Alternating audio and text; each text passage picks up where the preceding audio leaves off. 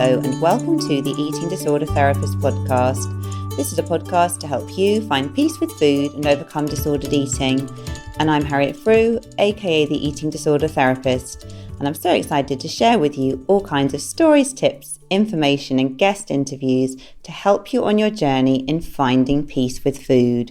So thank you so much for listening today. Now today I have a guest on the show and I'm talking to Jonny Landels from Next Step Nutrition. Now Jonny is a lover of musicals, craft beer and great coffee. And he is a nutritionist, strength coach and online health coach. And has a master's in musical theatre. I believe that if you look at Jonny's account on Instagram, you may even be treated to the odd musical performance. So do go and check him out at Jonny Landels. Jonny works with chronic dieters to support them to ditch the diet mentality, overcome disordered eating habits, improve body image and holistic well-being to finally get results that last. And this is all done in a sustainable way that suits their goals and values. Jonny uses a combination of cognitive behavioural therapy and motivational interviewing, which focuses on building internal motivation for change. Now, Jonny hasn't always had the best relationship with food and his body. He was teased about his weight as a child, and this led to an obsession with getting shredded and changing his body, believing that this would be the solution to confidence and self-esteem for his previous performing career.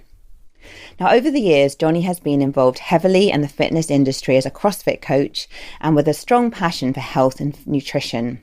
However, this has led him to some very dark places in relationship with food, body image and well-being. And his journey to finding a more holistic place of wellness has inspired him to then support and encourage others to do the same in his coaching work. I'm really looking forward to speaking with Jonny today to hear all about his story and the ups and downs of this, and then to explore about the valuable work he is doing with his clients today. Let's get to the conversation. Hi, Jonny. Thank you so much for coming on the podcast today. Thanks for having me, Harriet. It's always an honour to be invited on. So, Jonny, can I firstly get you to introduce yourself to the listeners, please? Yeah, of course. So my name's Jonny. I run a coaching company called Next Step Nutrition. We focus on working with disordered eaters with their relationship with food and helping them embrace a more intuitive eating style approach. We also offer online personal training alongside that. So my specialty is more inside of functional fitness training than anything else because I've got a CrossFit background. So we combine kind of like strength training, functional training, and intuitive eating principles to help people escape rigid dieting practices or disordered eating habits, improve their relationship with food, their relationship with themselves, and essentially, embrace health, but without such a rigid focus on aesthetics by any means possible. Yeah, brilliant. Sounds amazing, Jonny. Thanks. And it sounds like you've got quite a team, have you? Working at Next Step Nutrition? Not yet, but I'd like to. I've started to build a bit of a team in terms of other tasks. So not other coaches as of yet. I've experimented in the past with different coaches, but it was probably too soon to make that call. Whereas at the minute, what I'm doing is I'm building a team of people who can help me with other tasks. And therefore it leaves me with the ability to coach more people, if that makes sense. So starting to kind of put into place a bit of a team, but it's not as big as I'd like it yet. I do have good vision for Next Step Nutrition to be a kind of commanding force in this space because I really think there's a market and a lot of people that need this kind of help. Yeah, no, brilliant. So you're on the way to being an empire, but yeah, you're not quite there yet. Not there yet, but we'll see where we are in 5 years' time.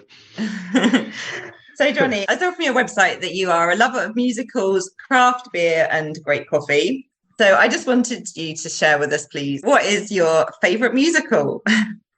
This is probably the hardest question to answer because it's really difficult to not fall into just sort of kind of cliches. But really, so my favourite musical is actually a new musical. Well, it's reasonably new in the sort of last 20 years. It's something called Next to Normal. It's not actually known by that many people, but it did have a stint on Broadway. It's never unfortunately come over to the UK, but it's a musical, quite a small cast, and it's actually quite an emotional musical. But the music inside of that is really, really good, and the story itself is very strong. That's my favourite. in terms, I've never been in it, I've never done it, because as I said, it's never come over to the UK, so it's never been available for an amateur group or something to do. But that would be my favorite one to watch and listen to. Yeah. Okay, well, thank you. Well, thank you for that recommendation, because I'm sure there will be some people that would be really up for, watching a musical, listening to a musical with that like strong emotional component and a great storyline and something a bit different as well. So thank you for that little tidbit. You're welcome. So, Jonny, I know you've had your sort of own journey in overcoming sort of issues with food and body image. Could I just ask you perhaps just share a little bit about your story, please? Sure. So this could get quite long, but I'll try and keep it as concise as possible. So growing up, I was always a bit of a bigger kid, but I did have periods of fluctuation within my weight. And that's pretty normal for kids anyway, right? You kind of have like what people call the puppy fat stage, and then you have a bit of a growth spurt and all the rest of it. But I was always wider. Like I've always been broad shouldered. I've always been a wide bloke. My dad was the same. My granddad on my mum's side was the same. So, he was a blacksmith. My dad was a rugby player. I became a rugby player.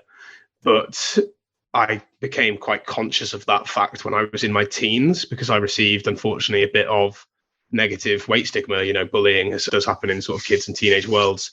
My mum and dad were larger people, and my mum was kind of always on and off Weight Watchers, as I'm sure a lot of people can relate to. We had things like the Special K diet entered our house. And even though like I can look back at pictures of myself now as a teenager, and I'm very actually straight bodied in those pictures, I always had a mental image of myself being bigger and struggling with body fat.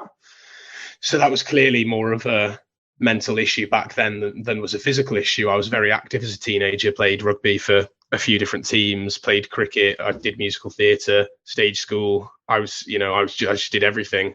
But unfortunately, I had that kind of negative image. And that was almost perpetuated when my father unfortunately passed away from heart disease when I was 16. This kicked a kind of health kick inside of me. And it's interesting because we'll go into sort of more detail of my education now, but early parts of my fitness education, which came after uni, actually, because I went to uni and drama school to do musical theatre and had a brief stint trying to be a professional actor before I picked up fitness coaching. So when I started my fitness coaching journey, it was very much tied into everything that had happened with my dad. And because of the education I received, which was very weight loss biased, everything was like, okay, well, these things can be avoided if you're at a natural body weight. It spoke about lifestyle and food quality as well, but there was a lot of it of like, okay, there are associations with being larger with these comorbidities like heart disease, high cholesterol, and things like that, which my dad did suffer from. So everything I was doing with myself, trying to force myself to be smaller and trying to help other people to do it, was kind of linked to that. Whereas now, through a lot more education and reading and a lot more education around the health at every size movement and intuitive eating, I can see that really the things that my dad suffered with were much more lifestyle related than body weight related, particularly because when he did pass away from heart disease, he was actually fairly straight bodied. And it was much more because of the stress of his job, lack of movement, lack of food quality, and also an excessive smoking habit, which led to his demise rather than his size. So that's kind of a jump forward and a jump backwards. But really, I went through quite a lot of excessive exercise and restrictive eating myself to try and conform to being smaller, particularly I went from doing, while I was, in musical theatre, and quite a lot of my musical theatre rhetoric was to get smaller as well, but they were talking much more from like not being as muscular. But when I was doing CrossFit, I was even more body conscious about being slightly larger than other people. And so my mission became to become as lean as everyone else. So I thought that good nutrition was the key. That led to me doing performance-based CrossFit, which was twice a day training. I could argue that that was for a performance goal, but there was also a goal of like, well, if I'm more active, I'll lose more fat.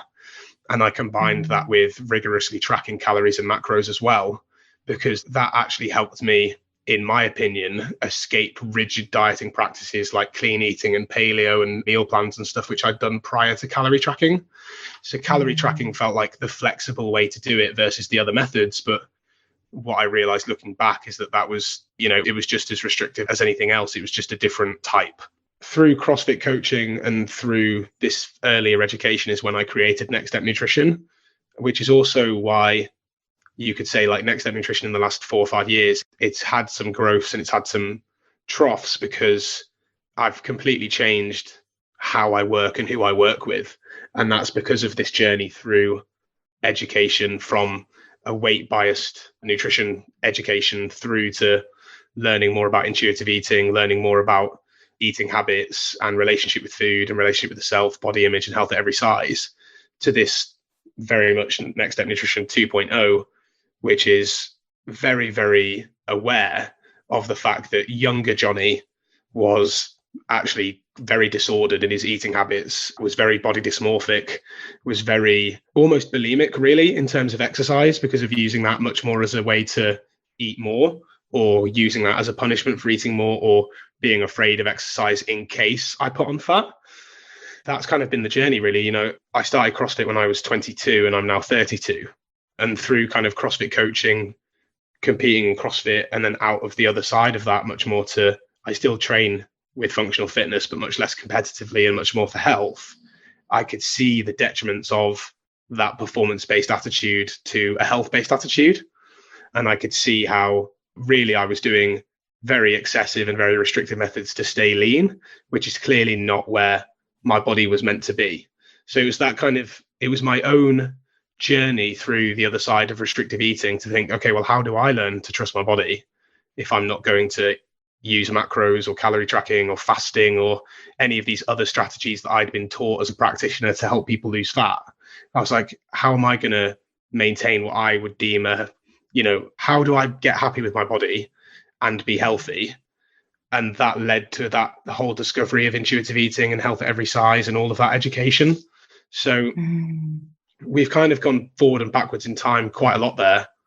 But my summary of that would be, I grew up very conscious of my body size, probably for the wrong reasons. I thought that I had to lose fat in order to be happy and healthy, but actually that led down some pretty disordered paths. Through the other side of that, I've become much happier with my body through work on my body image. I've become a lot happier with my relationship with food through finding an intuitive approach. And although I'm larger now, I'm much happier with my work and food and life balance because I appreciate where exercise and food fits into my life rather than the other way around. Yeah, well, thank you so much for talking us through that. You know, I'm really sort of struck by it's been a real journey, hasn't it? From, you know, I guess, you know, really sadly losing your dad at such a young age is so understandable that would have had an incredible impact on just shifting your perspective on everything. You know, how you sort of initially went down that sort of more very sort of weight focused approach, and then, you know, the whole journey through fitness, but now out the other side into a much more sort of intuitive eating space, health at every size, and a more holistic place of health. So, I mean, thank you so much for sharing that, Jonny. You know, I'm very struck by how many different transitions you have been through in a relatively short space of time, actually. And I think that takes a lot of bravery and quite a shift in mindset, doesn't it, to sort of keep changing direction, but obviously like leaning in more and more towards your truth. Yeah. I mean, you know, if you were to talk to anyone about the way to consistently grow something, it would not be to pivot as many times as I have.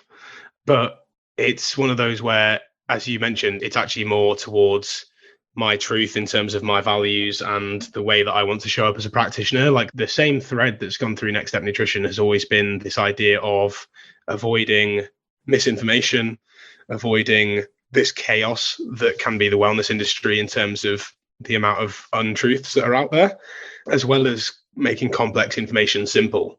So it's like those two core truths have never changed, but now the delivery of it towards what is actually a healthy outcome for an individual is different, because my views on that have changed for the better, particularly for people who have gone through that same cycle that I have, which is, you know, alarmingly quite a number of people, particularly because they're portrayed this idea of perfection on social media and through, you know, magazines, TV and all the rest of it, of these quite unsustainable body types for a lot of people. And it's trying to help people through that misinformation navigation now to look, this is actually what health looks like, and health looks different on a number of different people. So it's finding what that is for you, while also adopting those principles of like what we'd call balanced eating and a healthy amount of exercise, because unfortunately there's just so much misinformation in the industry that looks to lead people astray.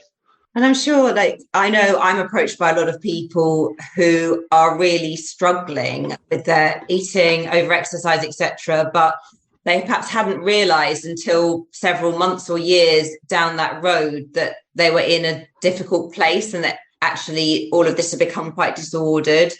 So I'm sort of wondering for you, because I'm sure there's some people listening at the moment that, maybe a bit unsure, have I got a healthy relationship with food and exercise or not? But they're kind of in the fitness world. They're being very much validated for how they look, doing all this exercise, etc. Like, what would you say are some of the warning signs for people to look out for that they may be in a place that's not that healthy?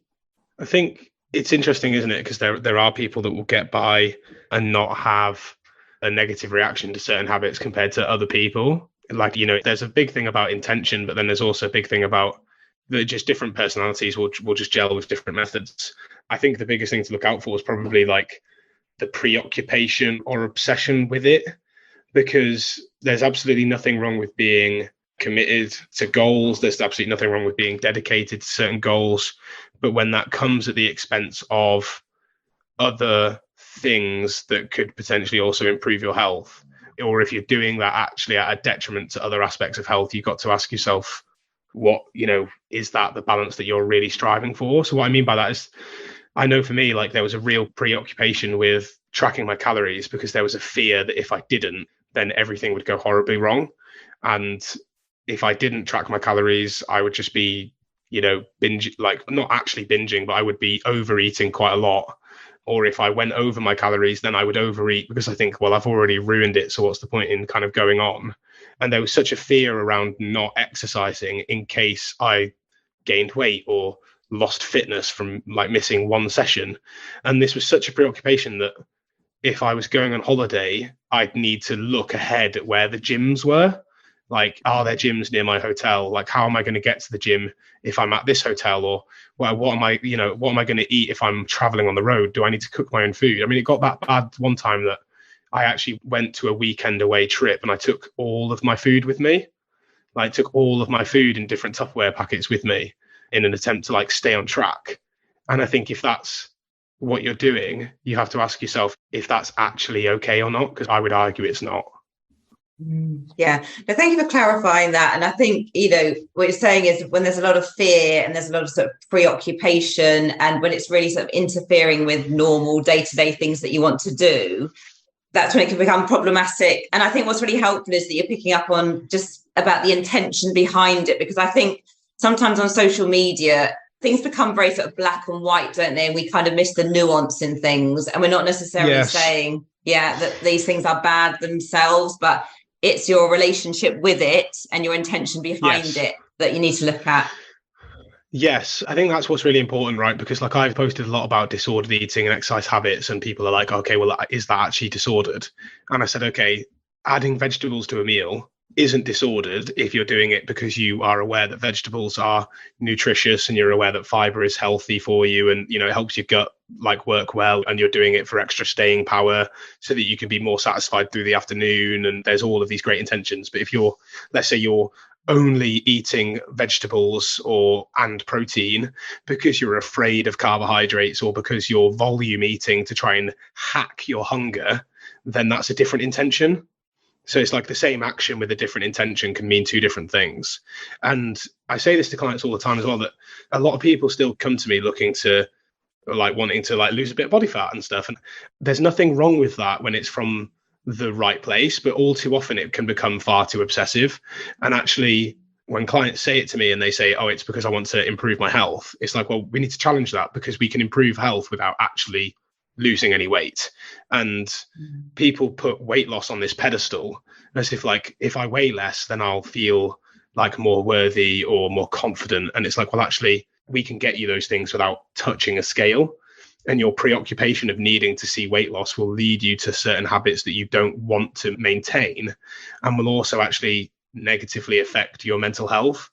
Because, we could go into a huge discussion of weight loss isn't always fat loss. You could be losing muscle mass, you could just be losing water weight, you could be losing all of these other things. And not to mention the fact that people say, oh, I want to lose fat to improve my health, but then they'll not actually measure any health-based markers. You're working with this fitness coach, but all they're doing is measuring your scale weight, the tape around your waist, and then taking photos of you in your underwear.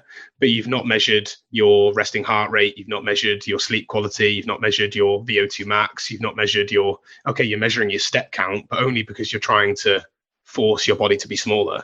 You've not measured your fasting glucose or your cholesterol or your thyroid function or anything else. So I'm always very challenging on the fact of what is your real reason of wanting to lose fat? And actually, can we change that goal to, if you want to feel better about your eating habits, we can do that. If fat loss happens as a result of you improving your habits and listening to your body again and exercising in a way that feels sustainable, fantastic. But we've also got to be happy and accepting that might not happen as well. Yeah, no, thanks for sharing that. I just think such a powerful message, isn't it? Because in our culture, we so much equate just weight loss with health, don't we? And I think sounds like some of the work you're doing is you're really sort of untangling that myth and, kind of teasing it apart and looking at it and, really looking at the bigger picture of health. And you mentioned quite a few of the different things that you might focus on as other markers of health, but could you say a bit more about those kind of healthy behaviors that you might sort of really encourage rather than focusing on weight? Yeah, of course. Great question. So behaviors are those things that are within our control, right? I mean, there might be things that happen that get in the way of us doing certain behaviors, and those things are less inside of our control. But behaviors that are within our control are how we move, how much we move, although there will be limitations of that, of course, dictating your schedule, the priority, availability, all of those things which we have to work with. But then there's also the foods that you eat in terms of the variety and overall nutrient density of those foods as well. Like I mentioned before, eating more vegetables, eating more fibrous-based carbohydrates, eating more fruits in a way that is accessible to you as well. We can look at canned varieties or frozen varieties or other varieties to suit, your, and this is obviously an issue of socioeconomic status as well, which isn't talked about enough in health. As you said, everyone glorifies weight loss, but we don't talk about the fact that actually a lot of this is inaccessible to a lot of people.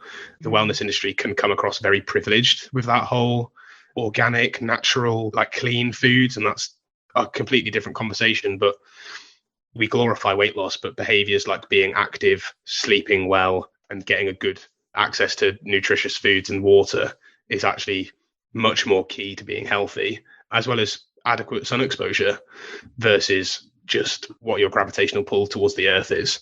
And, of course, I'm sure you've educated listeners and followers and all the rest of it to the pitfalls of the BMI. But when you actually look at evidence on the BMI towards health status, you can see people living the longest are actually in the overweight to obese categories anyway. But, you and I both know that the BMI was made by just some sort of mathematician who wasn't intending for it to be used as health this many years later anyway. Time for a short advertisement break.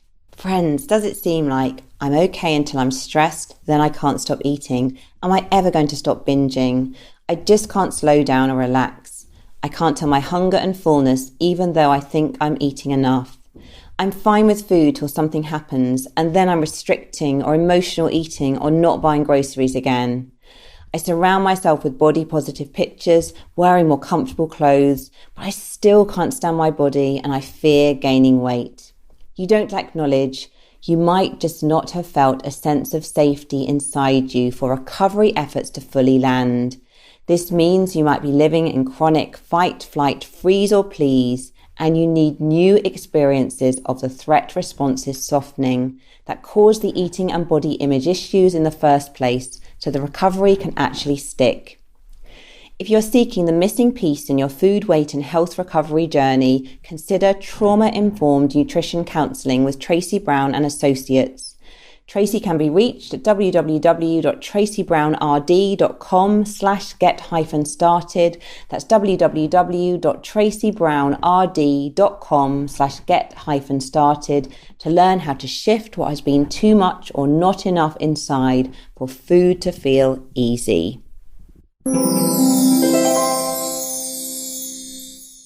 Yeah, no, thank you for that. And Jonny, I see as well that as part of your kind of coaching process, you use motivational interviewing, and it's something that I use as well with my clients. And I know like people, approaching, I'm sure there's like often like ambivalence, isn't there, and uncertainty around change. But I wonder, could you just explain a little bit more about motivational interviewing and how you might really help someone to get sort of rooted in that change process? Yeah, of course. So motivational interviewing is how it sounds. It's more interviewing based process to try and bring about someone's internal motivation to change. And you rightly said there that we all have ambivalence to change, so that kind of questioning of whether or not we can or should or want to. And that's such a key area to highlight, that ambivalence is totally normal, because there are always benefits to the things that you're currently doing. And I don't think, unless you accept that, it's hard to change things, even if that change might be for the better. You've kind of got to see that you're not like broken. You're doing things that are serving you a purpose in some way. It's just wondering what that purpose is, and would it be better served with an alternative behavior or habit. But the process of motivational interviewing is a combination of asking open-ended questions, listening actually to what the client says, affirming what they've said back so that you can, actually understand that you've heard correctly. Usually affirming back allows the client to kind of expand on the point as well and reach into more things.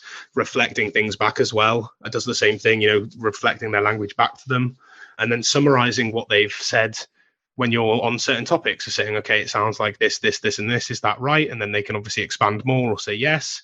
And it's a gentle process of repeating these kind of questions and reflections until you can start to guide them towards a change. Because unless there's some specific re-education that needs to occur, which is always provided upon permission rather than just sort of shoved down the throat, the clients usually know what kind of behaviors they want to start doing or start making. They just need help with making those changes fit into their lives, because they've either seen it on other people's lives, or they've done it in the past and they've been too restrictive, or it's been too much at once, or they've had a change of circumstance and they need help navigating it. It's that process of helping clients make the changes they know they want to make, and also then giving them new information and education when required to help them make changes that are going to benefit their health and fitness goals.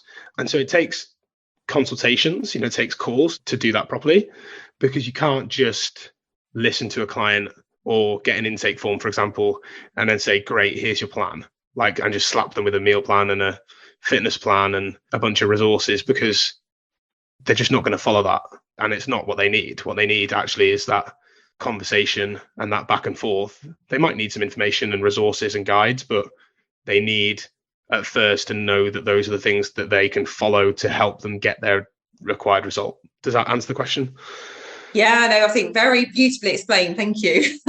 Yeah, no, and I think it's just what came across there for me as well is just like really normalizing that ambivalence, and that it's a bit of a process, isn't it? And I think people are often really hard on themselves, aren't they? And kind of get very frustrated with themselves and think, why can't I just change? But through this process of motivational interviewing, it makes it a lot more clear, doesn't it? Like the blocks and how something might actually be helping you cope. And you can be a lot more kind of compassionate with yourself, can't you? For maybe why you are a bit stuck and why you've got a lot of fears around change.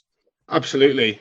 Because that's the thing, isn't it? People think that they should just be motivated to do it, and they think that they should just want it, or they think there's something wrong with them if they don't want it, or they're not trying hard enough, or they don't have enough willpower or motivation. But it's none of those things. It's just the fact that human life is inevitably messy, confusing, busy, and it's natural to be confused and also pro and against change. So it's just talking through it, isn't it? It's talking through it. It's almost like therapy.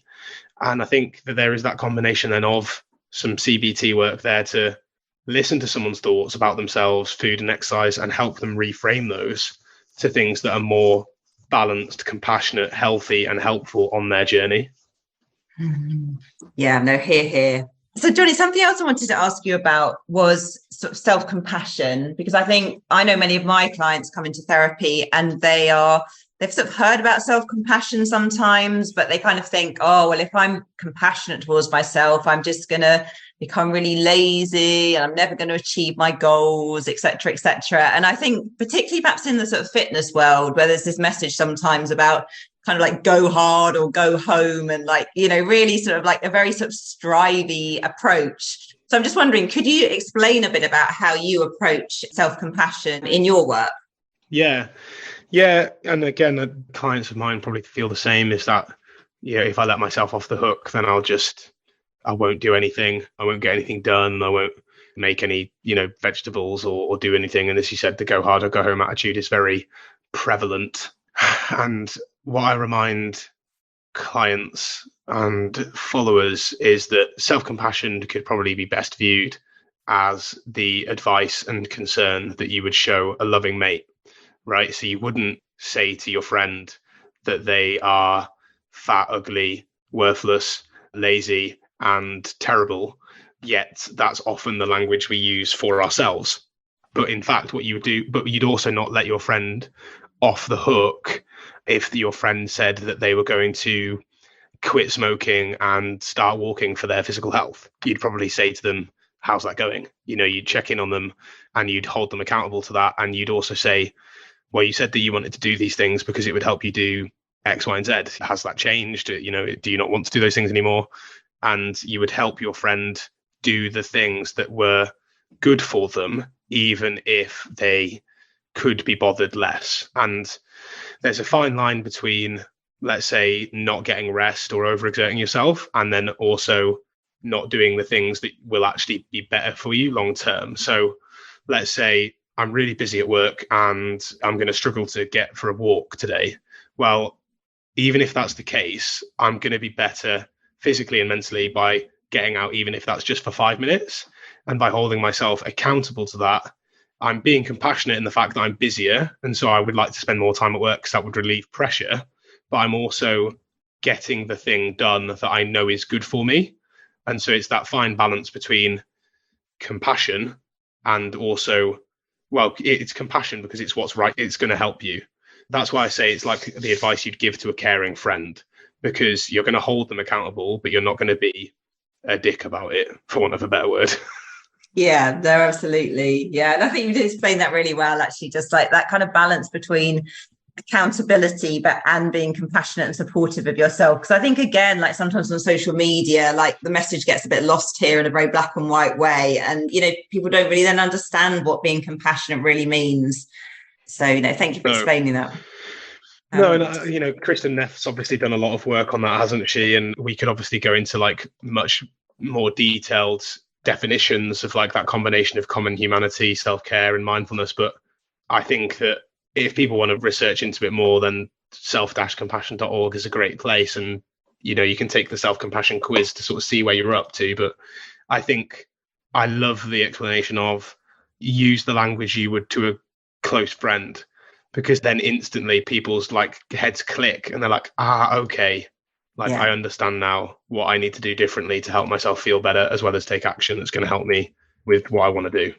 Yeah, no, very true. Because we're usually quite good at being compassionate to our friends, aren't we, compared to ourselves?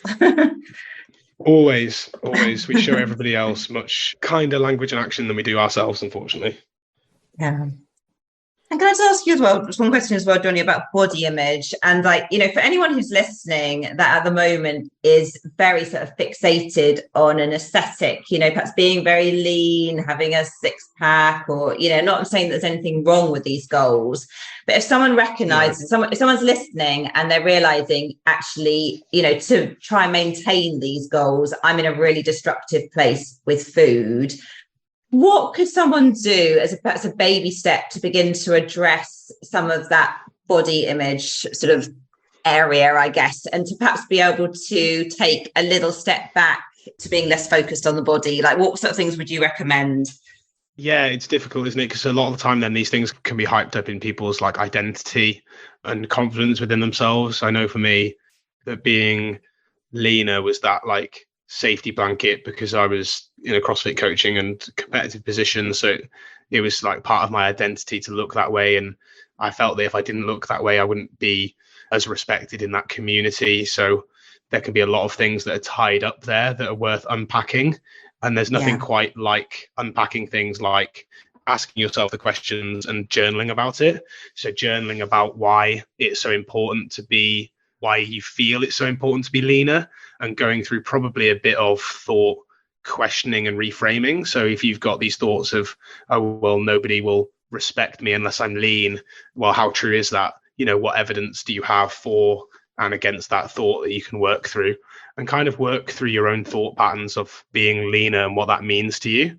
Because you'll often find that actually a lot of those thoughts you're telling yourselves aren't true or helpful. And as you start to unpick those, you can start to think about your body. And a body image is complex. I think you've got to start thinking about it more as being grateful for what your body can do from a functional perspective. That definitely helped me, of what it can do, both strength wise and just as the body's incredible, the digestion it can do, and the fact it can heal itself and recover. And, if you break a bone, it can fix itself with time. And, you sleep and you feel rested. It's just the most miraculous piece of kit in the world. So as soon as you start thinking functionally, that can really help. But I'd also use that word compassionate again, because you're not going to go from that place of being fixated on aesthetics and in a darker place with food and fitness to just being like magically cured. It's going to take some self-discovery to unpick why you are that fixated on aesthetics so much that maybe other things are deteriorating. So you're excessively exercising, or you're anxious around food, and you're preoccupied with tracking food. And if you're not, you're really scared. It's worth unpicking that gradually and thinking, what would life look like if I let go of that control a little bit? It's like, I remember the analogy of hugging a cactus, where you're trying to apply so much control that it's actually causing you more harm than good. So you want just the right amount of that. Like, you don't descend into chaos with zero control, but you want the right amount of like grip around your exercise and eating habits that don't feel like they are neurotices, if that makes sense. Yeah, and it makes a lot of sense, doesn't it? And I think this helps to really hear you talk about, it is quite a complex thing, isn't it? We've always got this kind of like identity scaffolding almost, and you don't want to just like rip that down in one go, do you? You want to be kind of like dismantling it bit by bit, really, and like with support, with compassion, and working through that, because it often appears to be all about food and body image, doesn't it? But actually, when we get beneath the layers, it's often about lots of other things and how we feel about ourselves on a deeper level. And that takes a bit of time, doesn't it, to work through some of these issues? Yeah, it does. And that's why I mentioned the compassion and patience, because asking yourself those questions about your own thoughts is key.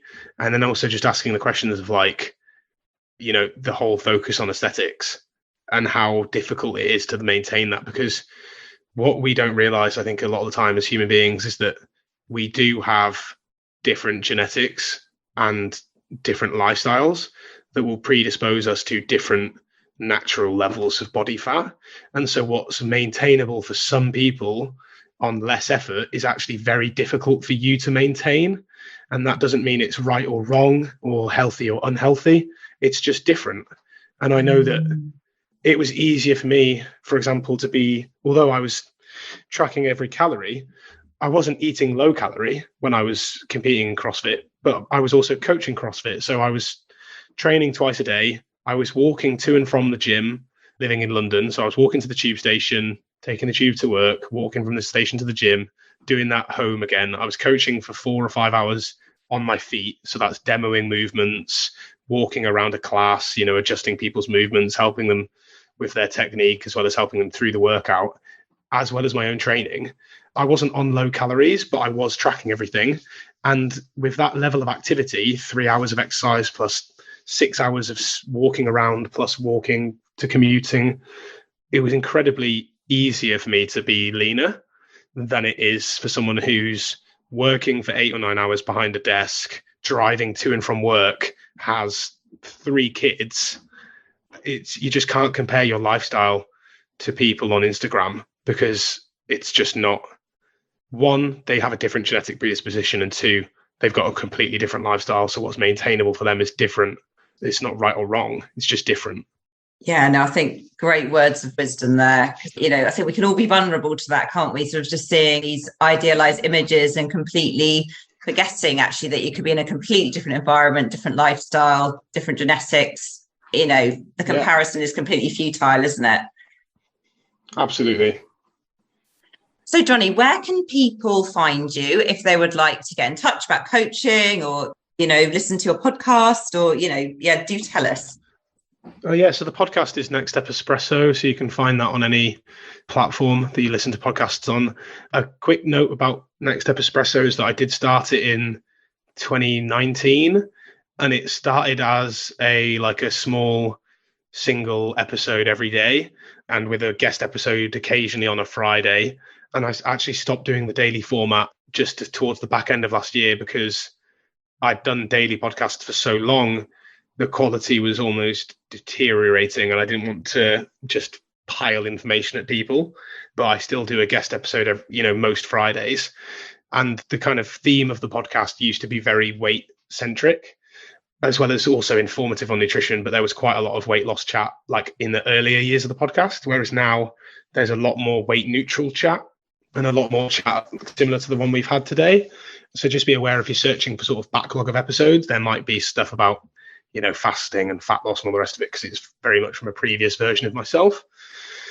But then there's also Instagram. So Instagram, my handle is just my name, Jonny Landels, and that's where I share pretty much all of my content. So that'll be the best place. Okay, brilliant. And an occasional song, is that right? Yeah, I mean, it was one of those where, again, I kind of tried to use that a bit as a bit of comedy. I don't do it as much anymore, but that was purely because of my own perfectionist points of needing them to be funny or amusing and kind of getting in my own head if they weren't. So that kind of pressure to create amusing content kind of got the better of me there. Sure. Although I still reshare some of the older ones that are quite funny. Sure. Well, I definitely enjoyed your duet, if that's the right word, with Marcus at Christmas. yeah. That was actually one of the most recent ones. Yeah. Yeah, well, no, sure. No, I mean, I think definitely I appreciate your songs and things, but I completely get in a way. It's it's a whole nother thing. You could probably spend a week, couldn't you, creating that sort of content.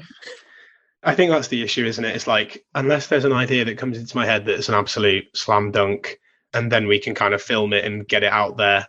That whole anxiety of it almost needing to be funny rather than self-indulgent, if that makes sense.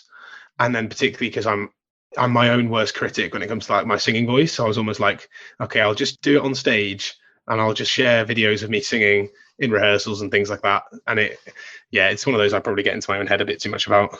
Yeah. Well, Jonny, I just want to thank you so much for coming on the podcast today. I think you've just shared some incredible content, really explained so many different concepts, really so thoroughly for the listeners, and also just really inspiring to hear your story. So thank you so much. Oh, thank you. Thanks, Harriet. Thanks for having me on. So I hope you enjoyed this conversation just as much as I did. Do go and check out all of Jonny's info in the show notes. And if you're not following me on Instagram, do seek me out at the Eating Disorder Therapist _. And for further support with your relationship with food, do go to the eatingdisordertherapist.co.uk. And just to let you know, if you are looking for individual therapy, I do have quite a long waiting list at the moment. So just to flag that, but do feel free to contact me and I can give you more details. If you enjoy this podcast, I'd be so grateful if you would follow, rate and review, as it helps it reach so many more listeners. Thank you so much for listening today, and I look forward to sharing another podcast episode with you very soon.